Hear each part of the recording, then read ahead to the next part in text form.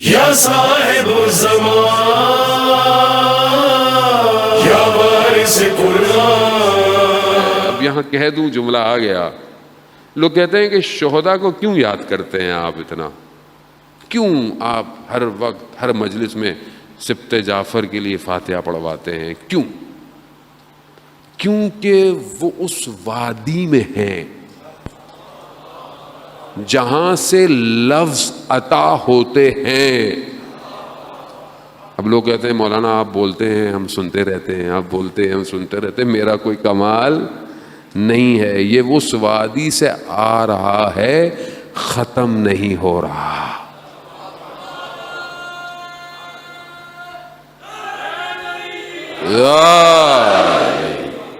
اس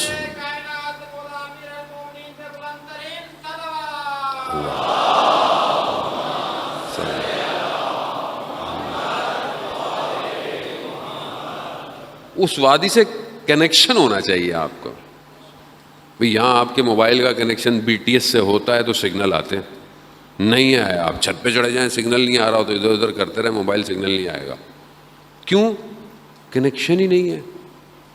سم جو ہے وہ نیٹ ورک کی نہ ہو تو سگنل آئیں گے؟ نہیں آئیں گے. سم نیٹ ورک پہ ہونی چاہیے. یہاں اندر کوئی ایسی سم لگی ہو جو اس وادی کے ساتھ نیٹ ورک پہ ہو, بس پھر آتا رہے گا. باقیوں کو بل آپ کے موبائل پہ کال آئے, مجھے کو کال نظر تھوڑی آ رہی ہے, مجھے صرف بیل آتی نظر آ رہی ہے.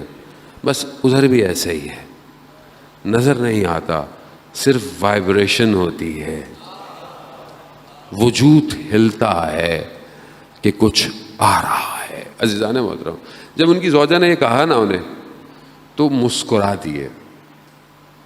کیوں مسکرایا؟ تو راز بتا دیا انہوں نے. اب میں نے بھی آپ کو راز تو بتا دیا ہے, لیکن پھر بھی کم نہیں ہوتا, کیونکہ یہ راز ہی دوسرے ہیں, انہوں نے کیا کم ہونے والی بات ہے, وہ جانے ان کی رات جانے.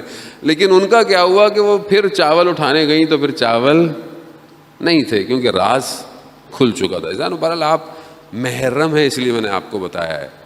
اہل بیت فرماتے ہیں کہ نہ محرموں میں ہمارے اسرار مت بتایا کرو, ہر کوئی برداشت نہیں کر سکتا.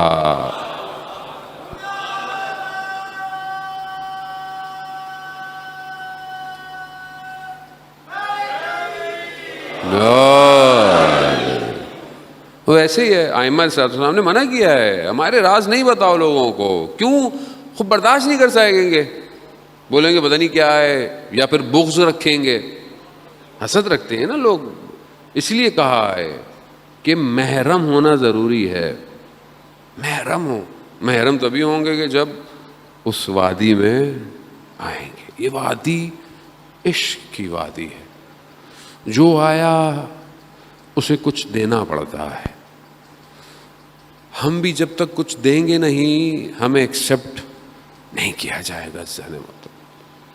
ایسا نہیں ہو سکتا کہ یہاں مسجد میں بہت اچھے ہیں, یہاں بہت اچھا ہے, اچھا لگ رہا ہے, باہر گئے, گھر گئے, وادی ختم ہو گئی. نہیں, ایسا نہیں ہے. ہر وقت ایک حالت ہونی چاہیے. وہ کیا ہے؟ وہ ہے بندگی.